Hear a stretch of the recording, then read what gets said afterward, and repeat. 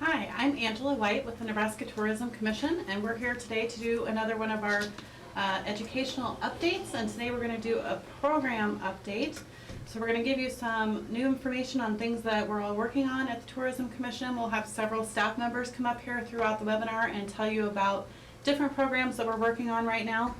Throughout the webinar, if you have any questions, please send them to jennjerde@nebraska.gov. That's JENN.GJERDE@nebraska.gov, and she will feed those to us at the end of the webinar, and we will answer them live for you. So please feel free to send us any questions that you have as we go. Okay, for those of you who were able to attend the Nebraska Travel Conference this last year, we did just in October, we did a marketing update, and we showed a video to the commission and to just the attendees at the conference, showing them our recent Nebraska Travel Conference, or our recent Nebraska Tourism highlights video, and it talks about all the marketing and public relations efforts that we've been doing over the course of the past year. So if you didn't get a chance to do that, I'm going to go ahead and play that from our YouTube page.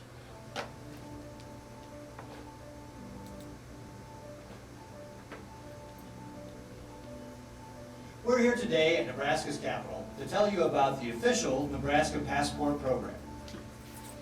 It's beautiful, it's easy, it's so entertaining, it's welcoming. Nebraska has a lot more than you'd expect. Not just farmland. Yeah, so many people think of Nebraska as just like this flat, boring state, but really it's not.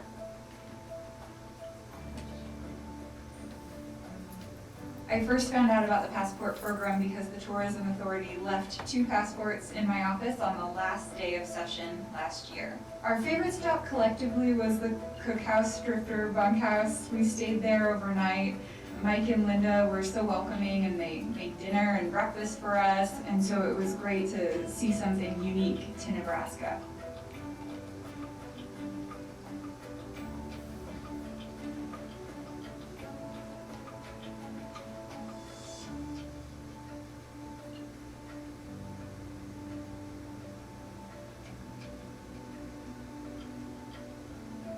The passport program actually opens up a world because then people know that we're here. I love it. That's kind of the whole thing with business, is getting folks in, letting them try your goods, try your wares, try what you are selling, and being able to share that with new folks all the time. And the passport program really allowed us to share that with new people every week, that's a blast. I had one guy come Memorial Weekend, and I always ask how many they have, how many stamps they have, and if they're having a good time. He said, oh yeah, and I'll be done this weekend. And that was Memorial Weekend. So he really got after it. It really opened up extra doors for us with all of the thousands of copies of the passports being distributed for us to be able to be exposed to more people throughout the entire state.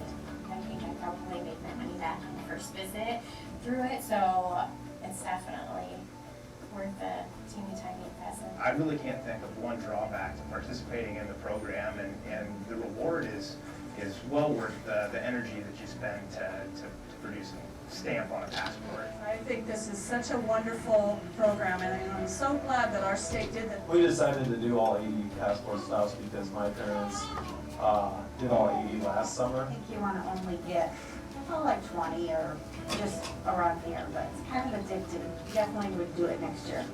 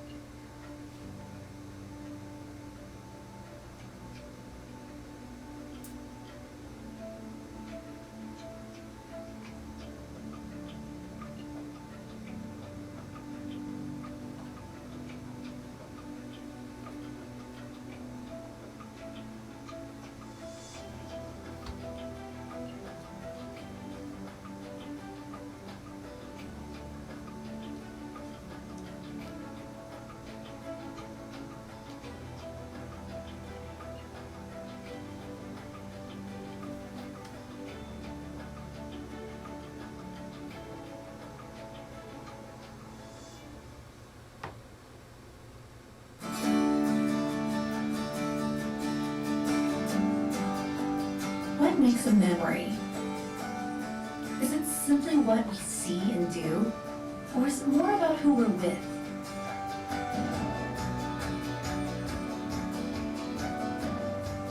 After all, when we really think about it, no matter where we are or what we're doing, the best memories we've ever had, we've shared.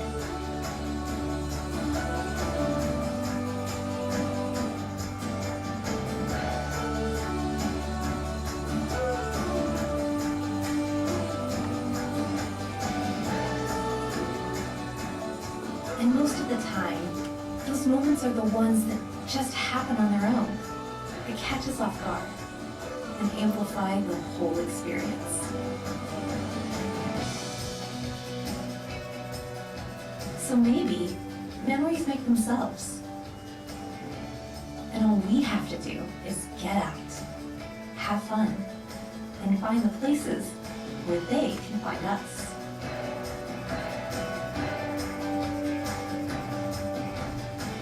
Imagine a state filled with those places, with unforgettable memories waiting to be made.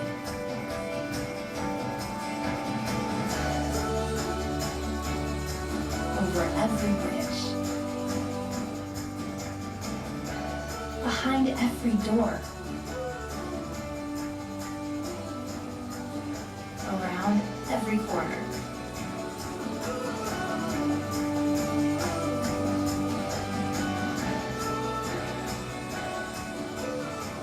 Top of every hill. Wouldn't that be nice?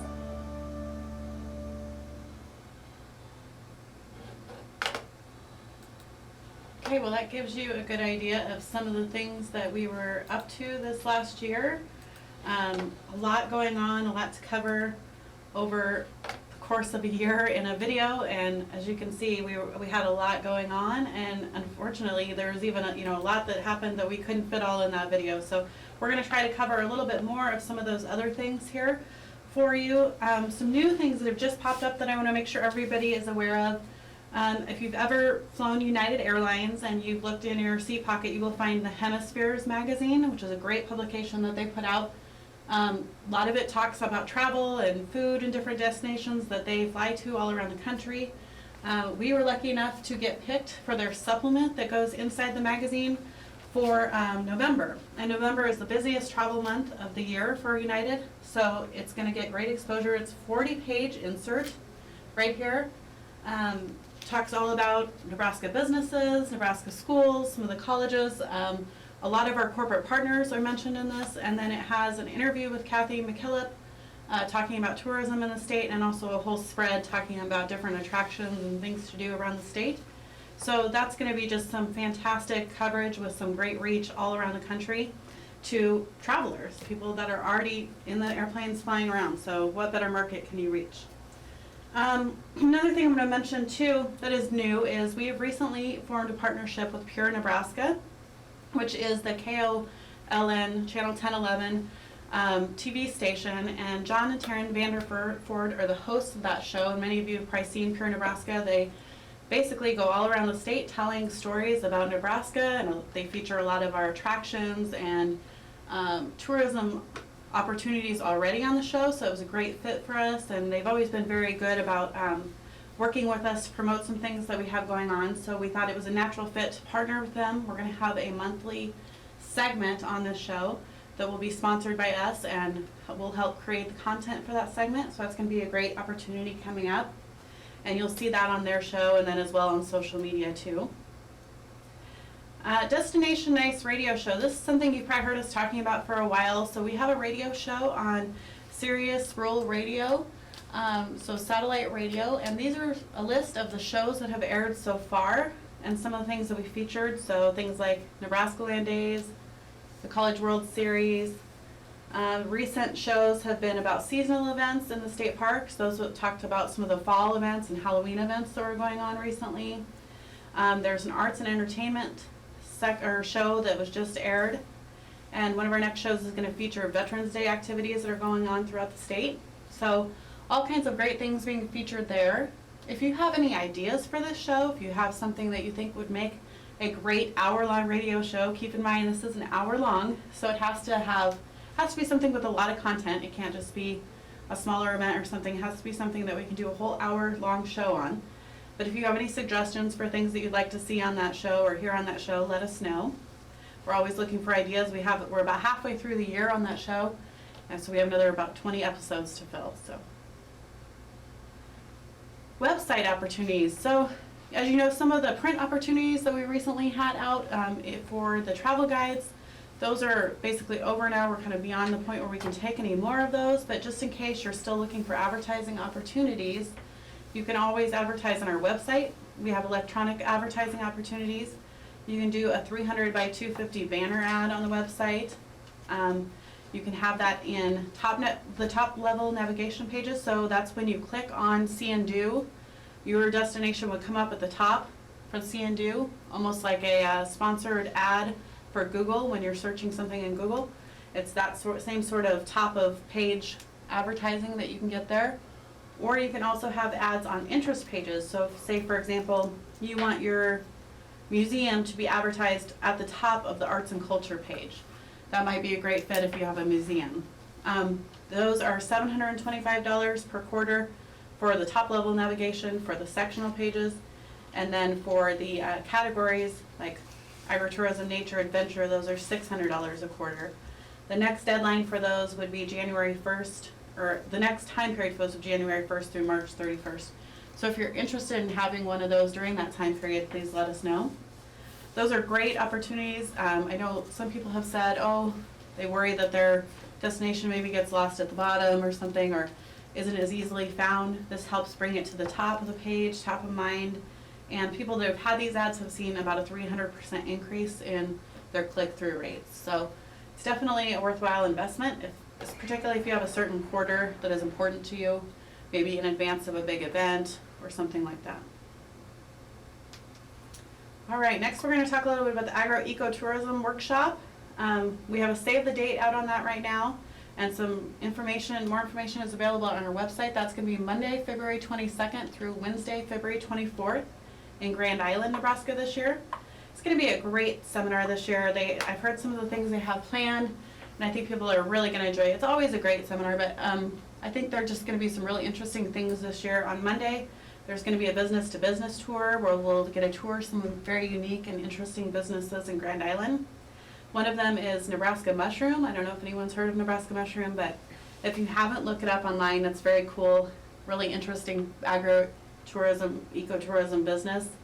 So I would definitely recommend checking that out.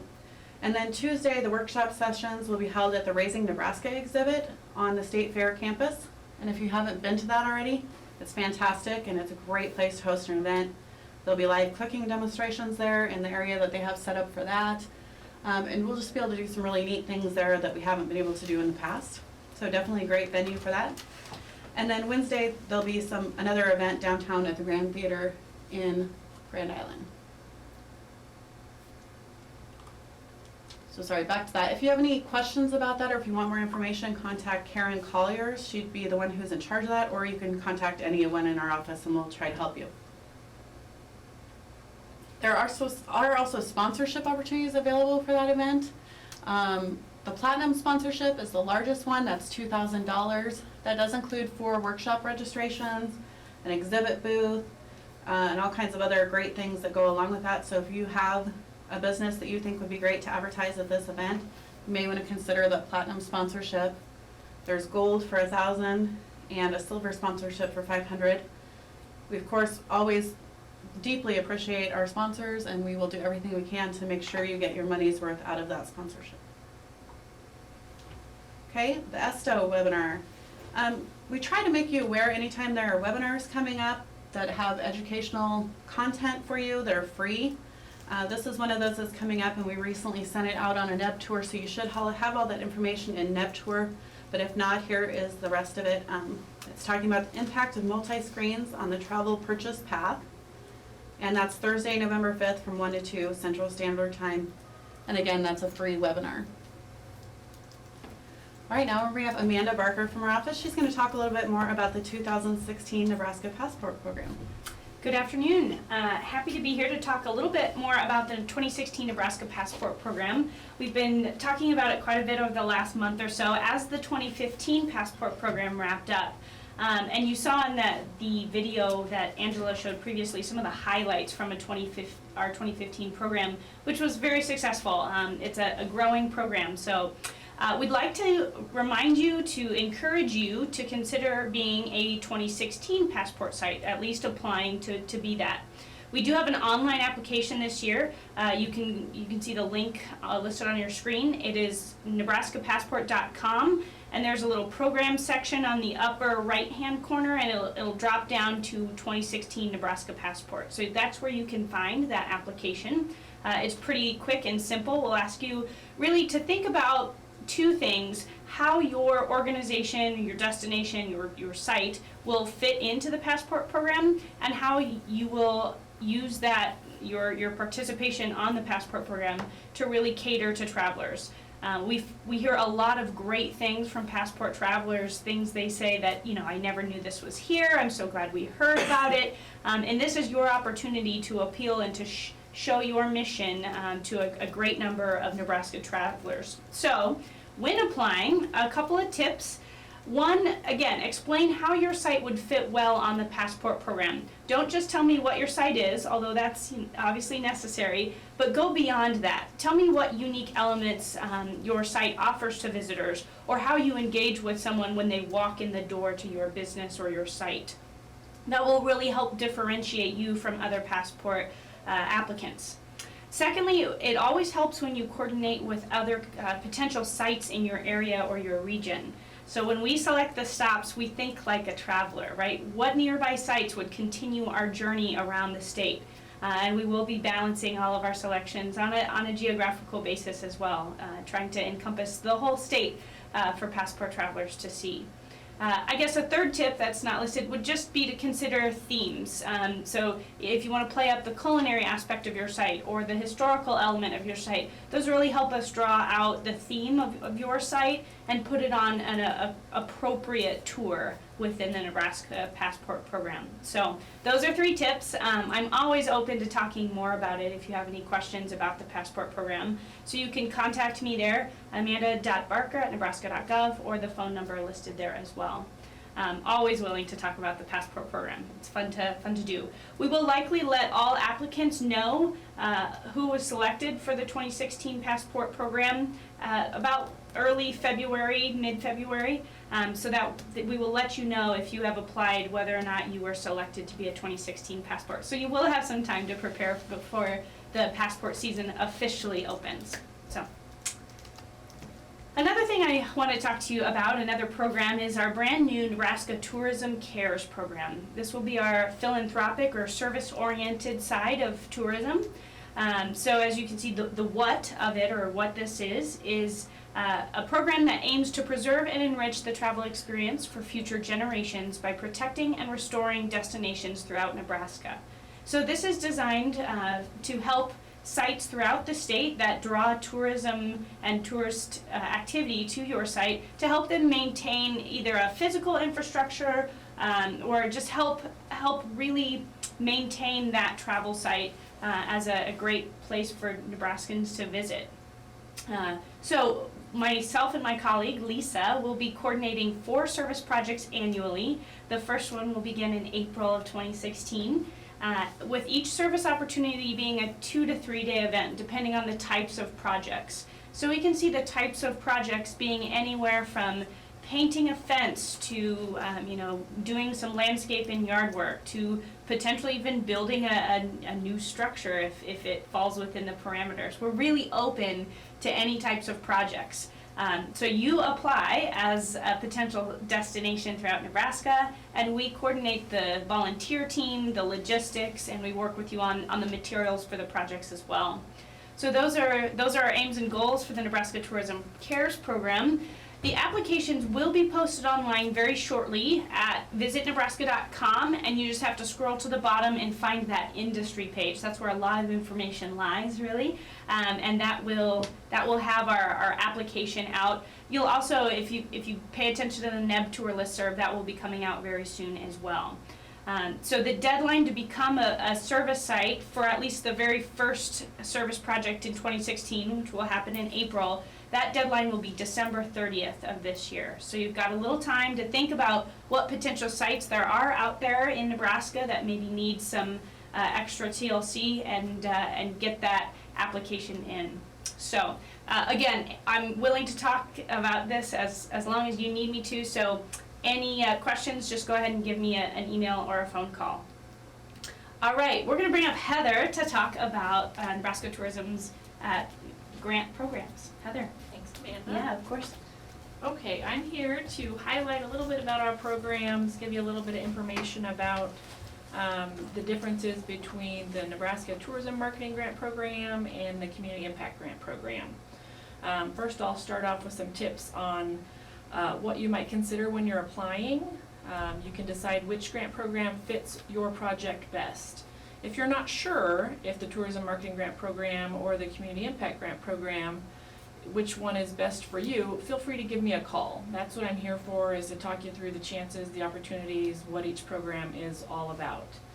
The other, number two, would be something I can't stress enough, is to be sure to have a grant application that dots all the I's and crosses all the T's, because you would be surprised, the review committee does have to be real sticklers about the applications we get because of how competitive our programs are.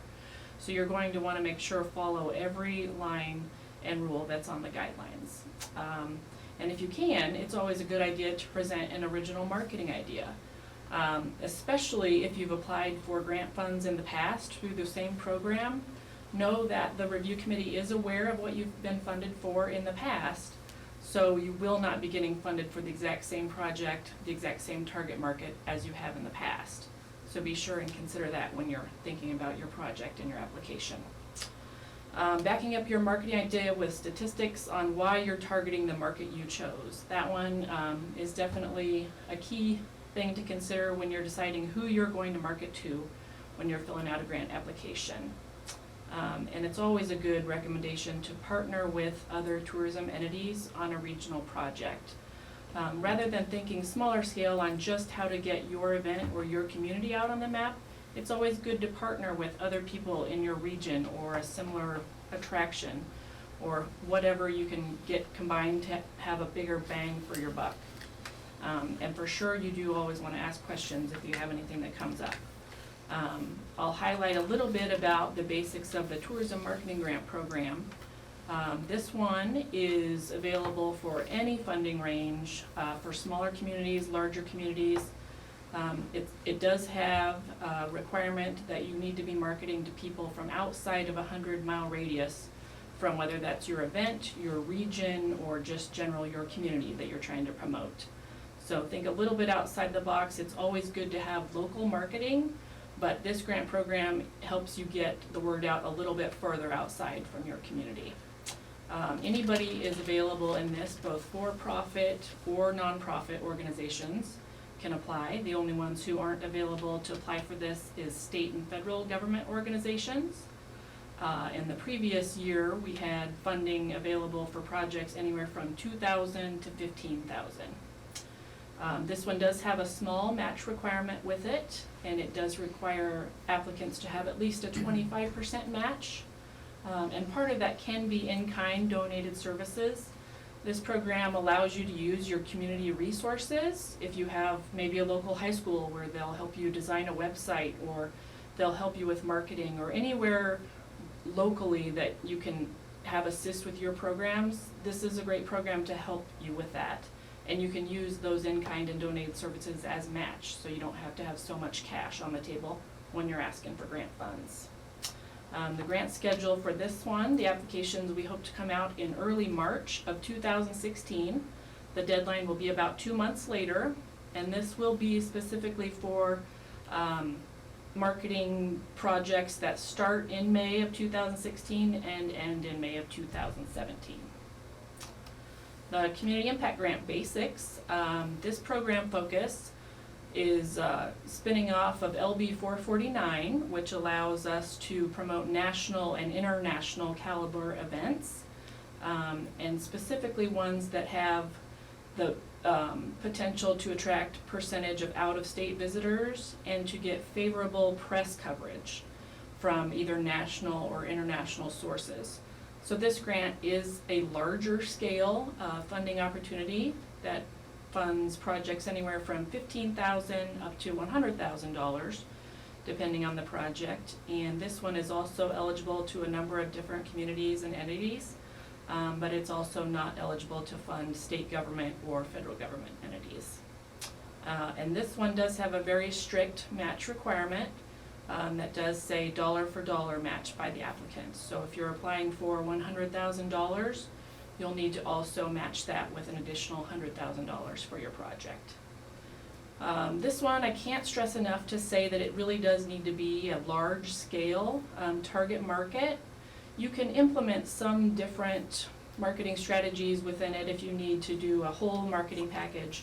But what this grant is for is to get national and international press coverage to your event. And this one is specifically for funding events. The grant schedule on this one, the applications will be available in February of 2016, and the deadline will be in April.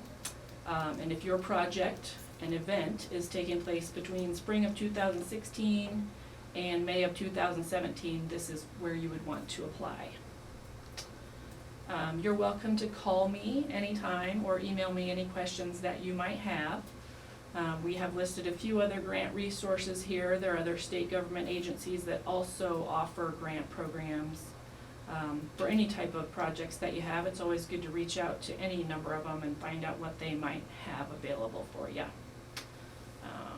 Okay, now we're on to the end of our webinar, so if anybody has any questions, please do email them in to Jen Jurdy at nebraska.gov, and we're happy to gather up here and take any questions that you might have. Jen, do we have any questions? We'll start with one for you, Heather. When it comes to grant money, when is the money awarded? Before, after, in increments? How does that work? Sure. For example, the Tourism Marketing Grant Program, those applications will come out in March of 2016. The deadline will be early May, and the money will be announced and awarded later that month. But all of our grant programs are reimbursement based.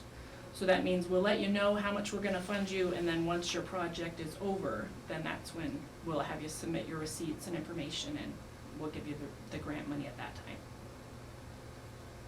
Is there more questions? Amanda, can you talk about the investment of the passport program, just the stamp? Sure, of course.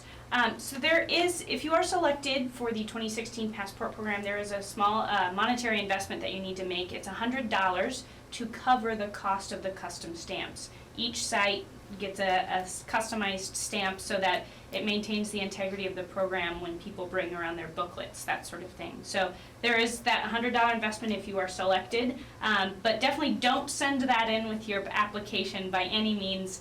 Simply wait to see if you are selected for the passport program next year in 2016, and at that point we'll talk about how to make that exchange. Thanks, great question.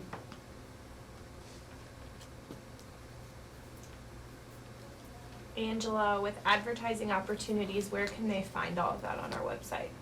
Sure, all the advertising opportunities are available on the industry section of our website. So if you go to our website and you scroll down to the bottom, you will see at the very bottom footer a couple of places where you can push, and one of them says industry. If you click in there and scroll down to about the middle, you'll see a link that says media kit. Or once you get into this industry section, if you just want to go up to the search bar, you can type in media kit and you'll get it either way.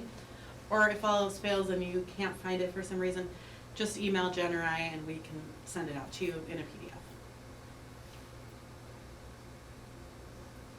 Any other questions, Jen? Lisa? All right. Well, thank you very much for attending, and if you think of any questions after the fact or have any suggestions for the radio show or passport stops or anything like that, feel free to contact us later at any time. Thank you.